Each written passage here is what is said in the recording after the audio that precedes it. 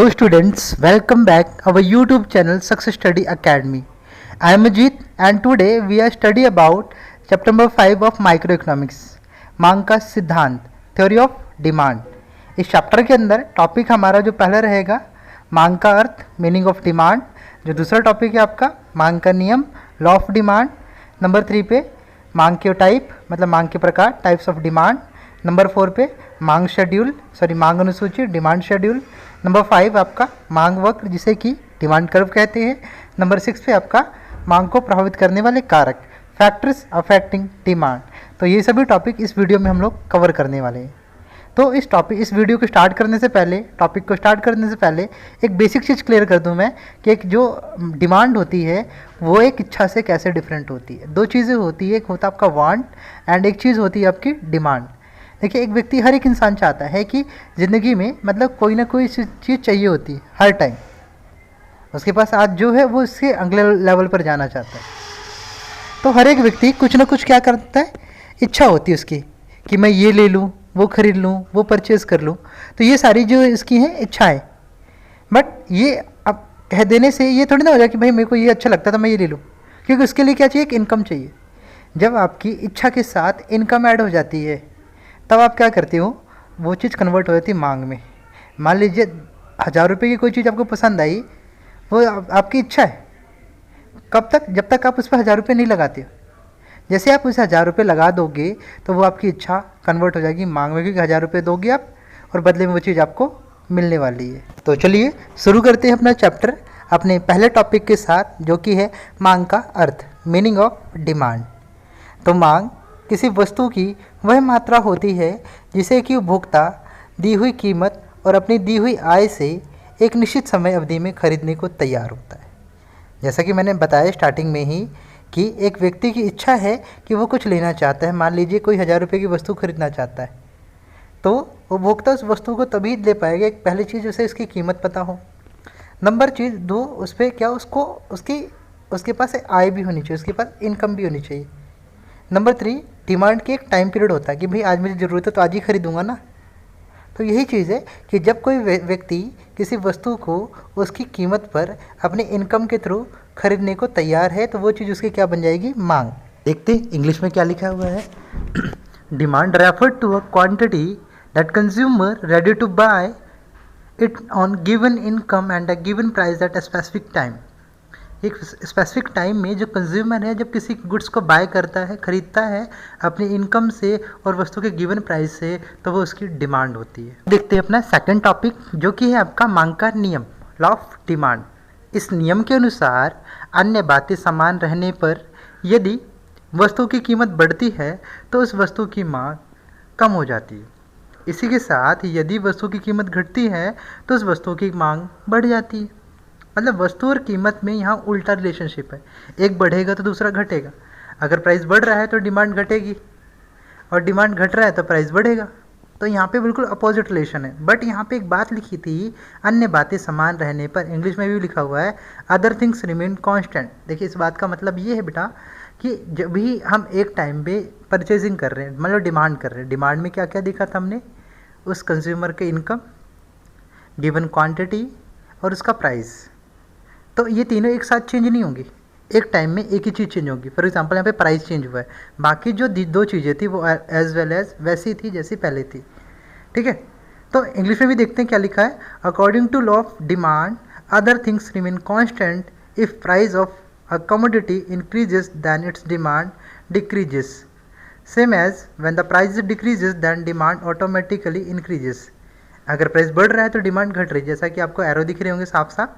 तो ये चीज़ दिखाता है कि इसमें अपोजिट रिलेशन होता है, मतलब नेगेटिव रिलेशन होता है। एक इंक्रीज़ हो रहा है तो दूसरा डिक्रीज़ होगा। आई होप आपको समझ आया होगा। बात करते हैं टाइप्स ऑफ डिमांड की। मांग के प्रकार कितने होते हैं। तो मांग के जनरली यहाँ पे 2 प्रकार दिखाए गए हैं आपको, जिसमें कि पहला आपका व्यक्तिगत मांग है, जिसे कि इंग्लिश में इंडिविजुअल डिमांड कहते हैं। अब नाम से ही पता चल रहा होगा, इंडिविजुअल मतलब एक व्यक्ति की स्तर पर। एक इसमें क्या होता है, एक परिवार हो सकता है, एक व्यक्ति हो सकता है, एक सिंगल उपभोक्ता हो सकता है। तो जब वो इंडिविजुअली लेवल पर डिमांड करता है तो ऐसी डिमांड को ही हम क्या कहते हैं, व्यक्तिगत मांग कहते हैं। When a person, a family, a firm और अ सिंगल कंज्यूमर demanded कोई भी चीज़ डिमांड्स करता है तो इस डिमांड को हम क्या कहते हैं, इंडिविजुअल डिमांड। मतलब कोई भी सिंगल पर्सन अपने इंडिविजुअल लेवल पर अपनी फैमिली के लिए, अपने लिए सिर्फ एक पर्टिकुलर एक ही चीज़ की बात करता है, मतलब कि इंडिविजुअल लेवल पे यहाँ पे चीज़ें परचेज करो तो वो उसकी क्या होगी, आपकी इंडिविजुअल डिमांड। और वहीं बिल्कुल इसके अपोजिट मार्केट डिमांड में क्या होता है, जो दूसरा टाइप है हमारे इसमें, कि एक मार्केट है, उस मार्केट में जितने भी कंज्यूमर है, जितने भी लोग हैं, वो जितनी जितनी डिमांड करते हैं उन सबका टोटल, मान लीजिए एक ने 10 चीज़ें बाय करी, दूसरे ने 15 बाय की और तीसरे ने 5 ही बाय करी, तो कुल मिला के 30 चीज़ों की क्वांटिटी की सेल या बाय की हुआ, खरीदा या बेचा गया, तो यहाँ पे जो टोटल डिमांड होगी वो 30 होगी। तो आई होप आपको समझ आ रहा होगा कि मार्केट डिमांड में ऑल ओवर होता है और इंडिविजुअल डिमांड में आपका होता है सिर्फ इंडिविजुअल लेवल पर, मतलब एक का ही। तो चलिए अब देखते हैं हमारा जो अगला टॉपिक है, मांग अनुसूची, जिसे कि इंग्लिश में डिमांड शेड्यूल कहते हैं। तो ये डिमांड शेड्यूल एक टेबल होती है, एक तालिका होती है, जो एक निश्चित समय अवधि में किसी वस्तु की विभिन्न कीमतों पर मांगे जाने वाली मात्राओं को दर्शाती है। मतलब कि डिमांड शेड्यूल मतलब डिमांड को रिप्रेजेंट करने के लिए कि प्राइस अलग अलग होगा तो उसी के हिसाब से डिमांड भी अलग अलग होगी। तो इसी का टेबल में दर्शाना, इसी चीज़ को टेबल में लिखना आपका मांग अनुसूची कहलाता है। दिख रहा होगा आपको, प्राइस 15, 12, 9, 6, 3 इस टाइप से लिखा हुआ है, तो डिमांड इसी हिसाब से यहाँ पर लिखी गई है। बट एक बात आपको यहाँ पे ध्यान ये देनी है कि जैसे जैसे प्राइस गिर रहा है वैसे वैसे डिमांड भी इंक्रीज़ हो रही है। इंग्लिश में देखते हैं क्या लिखा है, अ table that show different demanded quantity of goods at different level of price. मतलब अलग अलग कीमतों में क्या दिखा रहे हैं, अलग अलग डिमांड दिखा रहे हैं। जब वस्तु 15 रुपये की थी तो 2 किलो खरीदा जा रहा था, 12 रुपये की थी तो 3 किलो, इसी तरीके से घटता गया। तो ये एक तरह की टेबल होती है जो इस टाइप की रिलेशनशिप को दिखाती है। जो हमारा पांचवा टॉपिक है वो मांग वक्र, डिमांड कर्व। जैसे टेबल में हमने नंबर न्यूमेरिकल डेटा रिप्रेजेंट किया था, वैसे हम कर्व के अंदर ग्राफिकल रिप्रेजेंटेशन करते हैं। तो यह कीमत के विभिन्न स्तरों पर मांग की मात्राओं को दर्शाने वाला एक चित्र होता है। क्या होता है, चित्र होता है, एक डायग्राम होता है। और इसमें जो कर्व बनता है, जो लाइन बनती है, वो बाएं से दाएं नीचे की तरफ स्लोप होती है, इसे ढालू कहते हैं। हिंदी में क्या कहते हैं, ढालू। It is a diagrammatic presentation of different demanded quantity of a good at different level of price, कि अलग अलग कीमतों पर कितनी कितनी क्वांटिटी परचेज की गई, उसी का डायग्राम अगर बना दिया जाए तो यहाँ पर साफ साफ क्या बन जाता है, आपका demand curve. The slope of demand curve always left to right. हमेशा आप किसी भी फिगर के अंदर देखोगे तो इसका जो कर्व होगा वो लेफ्ट टू राइट डाउनवर्ड होगा, नीचे की तरफ होगा, झुका हुआ होगा। देन हमारा जो अगला टॉपिक है, मांग को प्रभावित करने वाले कारक। जैसे मांग दो प्रकार की होती है, तो यहाँ पे दोनों प्रकार के कारकों की बात करेंगे। पहला है कि व्यक्तिगत मांग को प्रभावित करने वाले कारक। अब व्यक्तिगत मांग के अंदर सबसे पहला जो रीज़न आता है वह है वस्तु की अपनी कीमत। अभी हमने मांग के नियम में देखा था कि अगर वस्तु की कीमत बढ़ती है तो उसकी मांग कम हो जाती है। तो वस्तु की कीमत बढ़ने से क्या फ़र्क आता है मांग में, उसकी मांग कम हो जाती है। अगर कीमत घटती है तो उसका मांग बढ़ जाती है। तो पहला फैक्टर है हमारा वस्तु की कीमत। अगर मांग की वस्तु बढ़ेगी तो मांग कम होगी, और कीमत घटेगी वस्तु की तो मांग भी बढ़ती है। नंबर दूसरी चीज़, संबंधित वस्तु की कीमत, प्राइस ऑफ रिलेटेड कॉमोडिटी। अब ये क्या होता है, हमारी दो तरह की वस्तु होती है, मतलब उसके आसपास की। पहली चीज़ है प्रतिस्थापन वस्तुएं, जिन्हें कि सब्स्टिट्यूट्स गुड कहते हैं। सब्स्टिट्यूट्स गुड्स ऐसी गुड्स होती हैं जिनका यूज़ एक दूसरे के स्थान पर किया जा सकता है, जैसा कि कोका कोला ये कह सकते हैं और पेप्सी, ये दोनों सॉफ्ट ड्रिंक्स हैं, इनको एक दूसरे की जगह यूज़ किया जा सकता है। तो क्या होता है, मान लीजिए कोका कोला और पेप्सी की में एक कंपटीशन चल रहा है, किस चीज़ का, प्राइस का। दोनों सॉफ्ट ड्रिंक है। मान लीजिए कोका कोला वालों ने अपना ब्रांड महंगा कर दिया। महंगा कहने का मतलब है कि 2 रुपये रेट उसका बढ़ा दिया। अब क्या होगा, कोका कोला के रेट बढ़ाने से जो पेप्सी है उसकी डिमांड ज़्यादा हो जाएगी, क्योंकि ग्राहकों को, कस्टमर को क्या लगेगा कि भाई कोका कोला महंगा आ रहा है और चीज़ वही मिल रही है, तो वो कोका कोला छोड़ करके पेप्सी की डिमांड ज़्यादा करेगा। तो मतलब कि प्रतिस्थापन वस्तु की स्थिति में अगर एक वस्तु की कीमत बढ़ती है तो दूसरे वाले की मांग बढ़ जाती है। अगर एक की कीमत घटती है तो दूसरे वाले की मांग घट जाती है। मतलब इसमें क्या होता है, सीधा संबंध होता है एक की कीमत का और दूसरे की मांग का। नंबर बी टाइप की जो वस्तु यहाँ पर पूरक वस्तुएं, सप्लीमेंट्री रीडर। अब ये क्या होती हैं, ऐसी वस्तुएं जिनका एक दूसरे के बिना प्रयोग नहीं किया जा सकता, जैसे कि आपका कार एंड पेट्रोल। अब क्या होता है, इन दोनों का प्रयोग एक दूसरे के बिना नहीं किया जा सकता। अगर पेट्रोल के रेट महंगे होते हैं तो लोग गाड़ियों की डिमांड भी कम कर देंगे, मतलब गाड़ियाँ यूज़ करना कम कर देंगे, गाड़ियाँ खरीदना कम कर देंगे। इसका मतलब ये हुआ कि एक की कीमत बढ़ने से दूसरे की मांग कम हो जाती है, और एक की कीमत घटने से दूसरे की मांग बढ़ जाती है। यहाँ पे क्या होता है, मांग के बीच में उल्टा संबंध पाया जाता है। एक की कीमत बढ़ने से दूसरे की मांग घट रही है। अगर पेट्रोल महंगा होगा तो लोग गाड़ी चलाना कम करेंगे।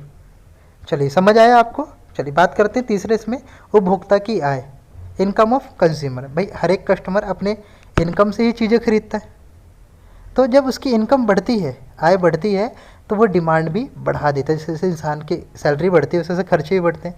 तो इसी तरीके से इनकम बढ़ने पर उसकी क्या होगी, आपके हम यहाँ पे कह रहे हैं उसकी डिमांड बढ़ रही है। सेम इसी तरीके से अगर मान लीजिए उसकी सैलरी थोड़ी सी कम हो जाती है तो वो थोड़ी चीज़ों में खर्च कम करने लगेगा, मतलब डिमांड थोड़ी सी कम करेगा। चलिए बात करते हैं चौथे पॉइंट की, उपभोक्ता की रुचि और प्राथमिकता, interest and preference of consumer. देखिए भाई, अगर कस्टमर का इंटरेस्ट अच्छी रफ जीन्स पहनने में है तो वो नॉर्मल जीन्स नहीं पहनेगा। तो क्या होगा इससे कि उस पर्टिकुलर चीज़ की डिमांड क्या होगी, बढ़ेगी। अगर उसका इंटरेस्ट उस चीज़ में नहीं है तो उस चीज़ की डिमांड घटेगी। तो मतलब जिस वस्तु में उपभोक्ता की रुचि अधिक होती है तो उन वस्तुओं की डिमांड भी ज़्यादा होती है। ये यूँ कह लें, जिन चीज़ों को कंज्यूमर प्रेफर करता है तो उनकी डिमांड भी ज़्यादा होती है, मतलब कि इंटरेस्ट पर डिपेंड करता है। इसी के साथ जो लास्ट टॉपिक इसमें अन्य कारण, अदर रीज़न, कि इसमें देखिए कि अदर रीज़न में हो सकता है कि उसके फैमिली मेम्बर्स ज़्यादा या कम हो। अगर ज़्यादा फैमिली मेम्बर होंगे तो डिमांड ज़्यादा होगी, अगर कम फैमिली मेम्बर है तो कम डिमांड होगी। इसके अलावा और रीज़न हो सकता है, जैसे कि उसकी आदत, मान लीजिए उपभोक्ता की आदत है, उसे लत लगी हुई है किस चीज़ की, गुटखा खाने की, तो वो गुटखे पे कुछ भी हो पैसा खर्च करेगा तो डिमांड ज़्यादा होगी, उसकी आदत बनी। अगर उसकी आदत नहीं बनी उन चीज़ों की तो उस चीज़ की डिमांड कम होगी। तो आई होप आपको ये वाला पार्ट समझ आया होगा। अब बात करते हैं बाजार मांग, उसकी मांग को प्रभावित कैसे करती है, लोग कैसे, कौन कौन से फैक्टर हैं जो इस पर इफेक्ट डालते हैं। तो इसमें जो पहला है आपका जनसंख्या का आकार। अब देखिए जनसंख्या का आकार कैसे बाजार डिमांड को प्रभावित करता है। मान लीजिए किसी बाज़ार के आसपास ज़्यादा लोग रहते हैं, मतलब बहुत ज़्यादा जनसंख्या रहती है, तो ऑफकोर्स सी बात है जब ज़्यादा लोग रहेंगे तो डिमांड भी ज़्यादा करेंगे, और जितने कम लोग होंगे उतनी कम डिमांड करेंगे। तो बाज़ार मांग को प्रभावित करने के लिए सबसे पहली बात है जनसंख्या का आकार। जितने ज़्यादा लोग उतनी ज़्यादा डिमांड, जितने कम लोग उतनी कम डिमांड। नंबर 2 चीज़, लोगों की आय का स्तर, level of income of people. भाई अब देख लीजिए, मान लीजिए लोग भी बहुत हैं लेकिन दूसरी चीज़ है उनके पास इनकम ठीक नहीं। मान लीजिए कोई 2000 कमाता है, कोई 5000 कमाता है, और कोई 50,000 भी कमा रहे हैं, और कोई 2 लाख भी कमा रहे हैं। अगर इतना ज़्यादा गैप होगा इनकम में तो अच्छी इनकम वाले लोग ही क्या कर पाएंगे, चीज़ों की डिमांड कर पाएंगे, जिससे क्या होगा, डिमांड वहाँ पे कम होगी, क्योंकि सभी लोग डिमांड नहीं कर रहे हैं। डिमांड वही करेगा जिसके पास सैलरी ठीक ठाक है। अब वो लोग डिमांड तो नहीं करेंगे। अगर वहीं या ये हो कि भाई किसी की 8,000 है, किसी की 9,000 है, और किसी की 7 या 10, तो लगभग एवरेजली लगभग इनकी सेम है, तो यहाँ पे हम देख सकते हैं कि उनकी डिमांड ज़्यादा होगी। तो अगर आय का स्तर लगभग समान है तो डिमांड ज़्यादा होगी, और आय का स्तर अगर लगभग बहुत ज़्यादा गैप है तो डिमांड बहुत ही ज़्यादा कम होने वाली है। तो आई होप आपको ये चैप्टर क्लियर हो गया होगा। फिर भी जो भी चीज़ें रह गई हैं, जो चीज़ आपको नहीं समझ आ रही है, तो मुझे आप कमेंट सेक्शन में टाइप करके पूछ सकते हो। अगर वीडियो अच्छा लगा हो तो लाइक कर दीजिए, शेयर कर दीजिए, और कमेंट करके बताइए कौन सा पार्ट आपको सबसे ज़्यादा अच्छा लगा, और दोस्तों के बीच शेयर करना ना भूलें। Thank you.